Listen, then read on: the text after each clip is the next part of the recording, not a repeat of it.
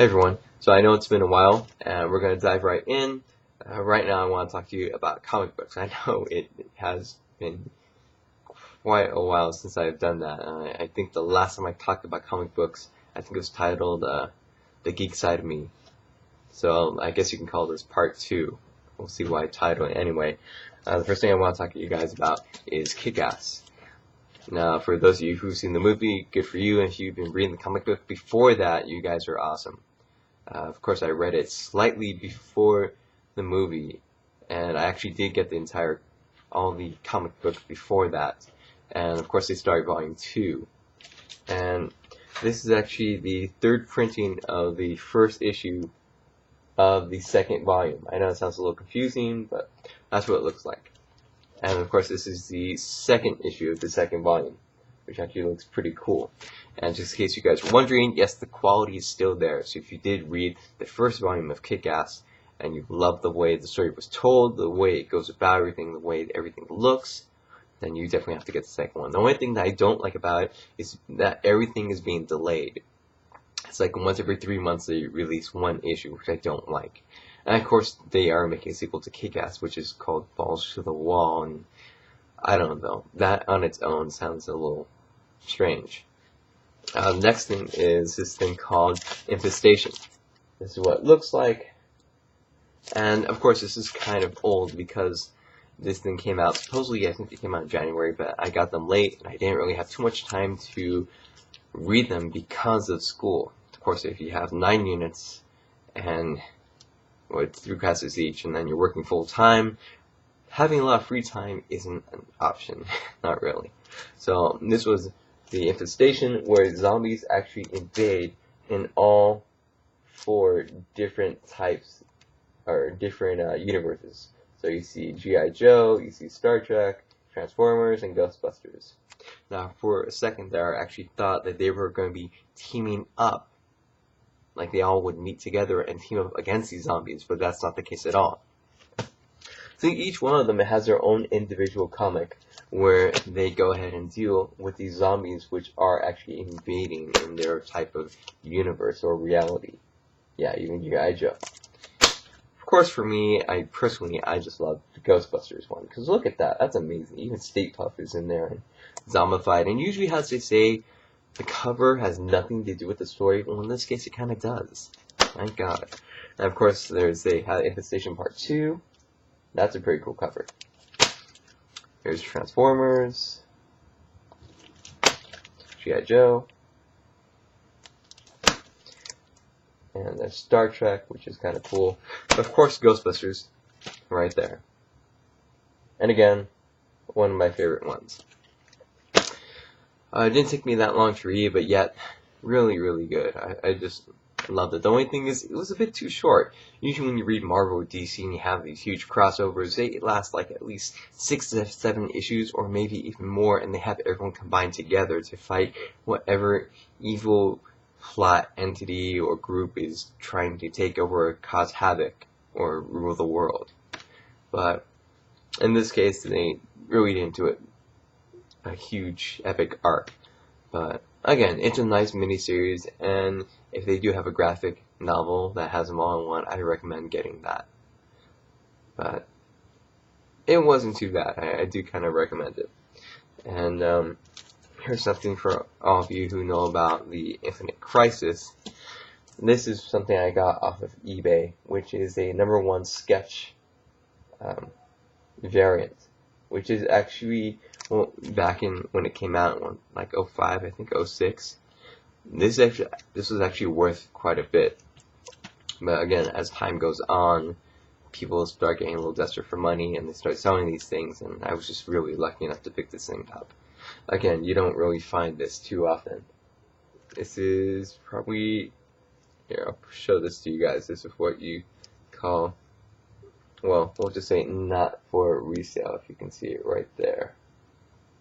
Yeah. If you guys are wondering why I keep looking to the side that way, well, that's because that's where my laptop is and I can see what I'm showing you guys. But yeah, pretty crazy.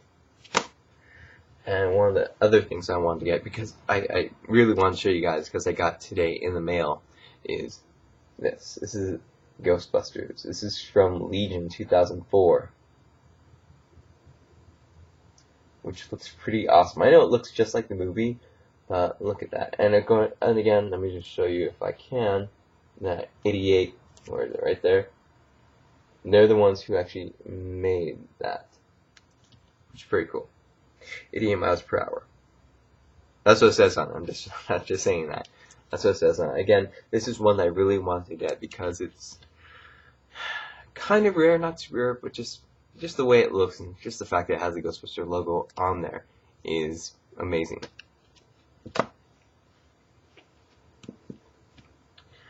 And here are a couple more things I wanted to talk to you guys about. Again, just moving away from comic books.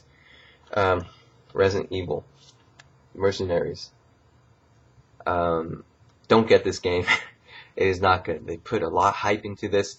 It is not a good game. Okay?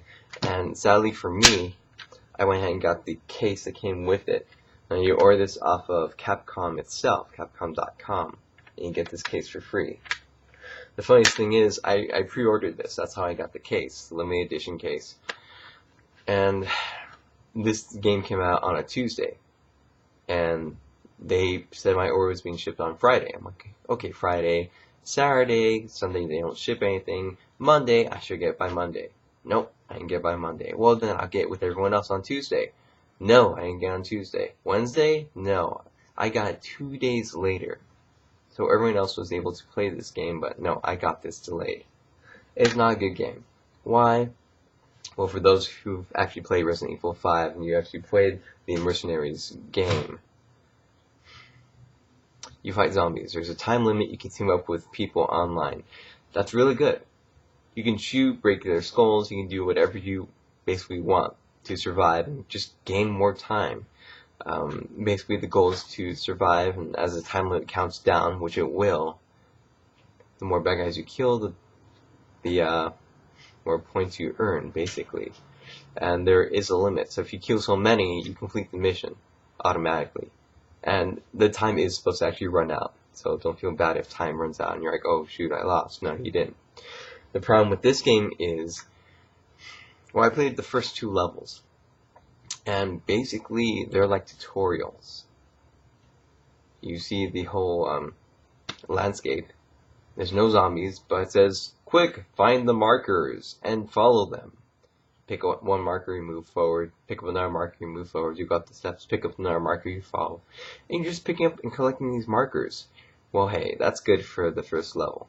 But then it's like second mission. Now it's markers, and you have to shoot these barrels to explode. Yeah, that's great. Picking up markers and shooting barrels. And by the way, to unlock levels, you have to get an A or higher. So if you're not really familiar with it, or you guys are just getting used to it, you have to replay at that level over and over and over again. And I looked onto GameFAQs, and people are saying that these tutorials go on till like the 4th level. And there's only, I think, 6 levels in the entire game. Which means once you get to level 5, you're actually dealing with zombies like a normal game. But before that, everything is just tutorial based. Why?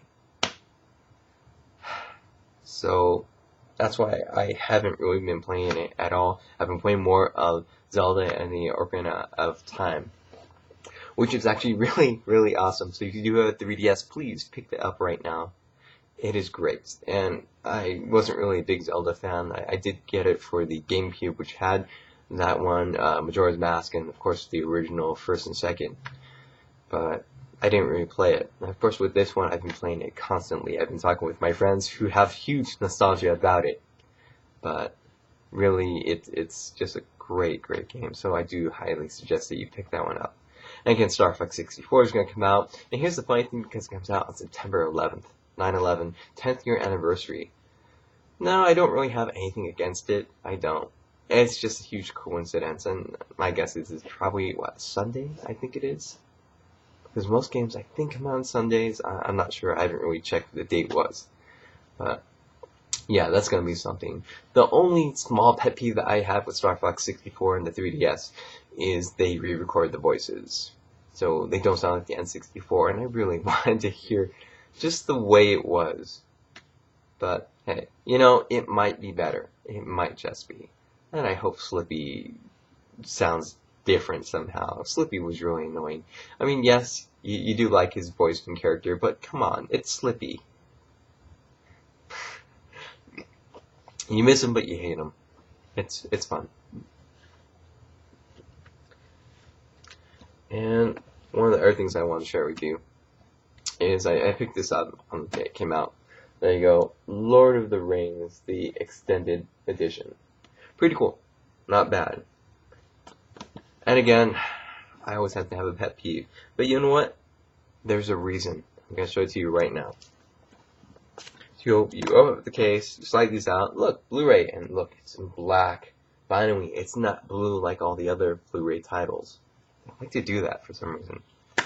Yes, I know, because it's blue. Actually, the Blu-ray is actually violet. Just to let you guys know. I know I've said it in a couple of different videos, but for those of you watching just catching up, yes, the Blu-ray is actually a violet ray laser. Like your DVD, it's red. So anyway, this is what it looks like. And when you open it up, it looks pretty cool, very decent. But what's this? What's that say right there? Part 1. Part 1 on a Blu-ray? Really? On DVDs, they had Part 1 and Part 2. They're 4.7 gigs. Now, for layers, you can go up to, what, 8 point something gigs per DVD layer. On Blu-ray, you can have 50 gigs.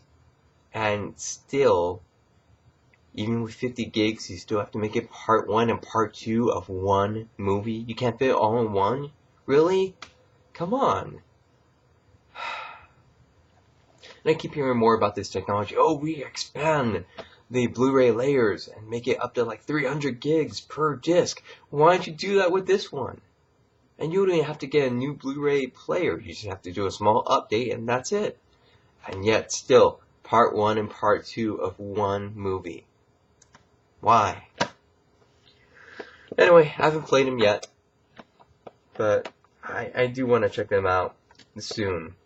And hopefully on my brother's TV, because on my TV I still have a CRT, what you would call a cathode ray tube, which are probably no places selling them because they're always plasma LCDs, LEDs, and DLPs. But the CRTs are still, you know, nostalgia. They're original. Of course, they can last as long as you take care of them, I guess. They can last 80 years, 20 years. It just depends how well you treat them. And, you know what, I guess that's going to be it. So, hopefully you guys have enjoyed this. You know what, there is one more thing I want to share with you. Because this is recent news, and I heard about it and I couldn't believe it. Nintendo's being sued for their 3D technology. Yes, the 3DS. And some person who used to work for Sony, who's retired back in 2002, is taking the court.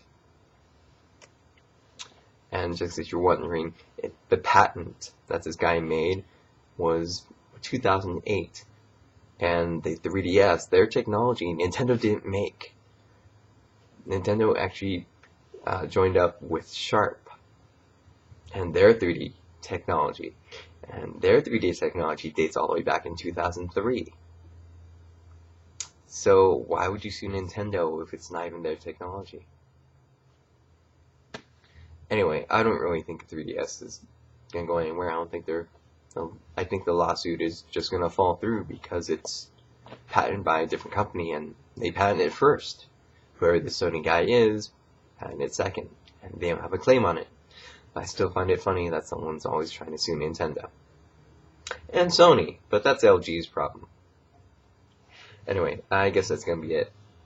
I just want to give a quick shout out to my friend, my friend Rich, to Abby, of course, the one and only. Hopefully you make a video soon because we really all miss you.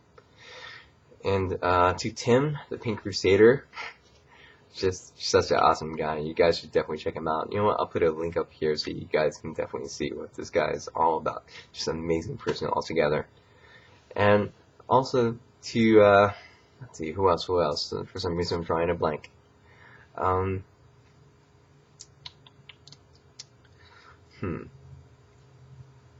To my friend who might be watching this video, we'll see, to my friend Sandra, just a co-worker of mine who's totally in the comic books and just an amazing person overall.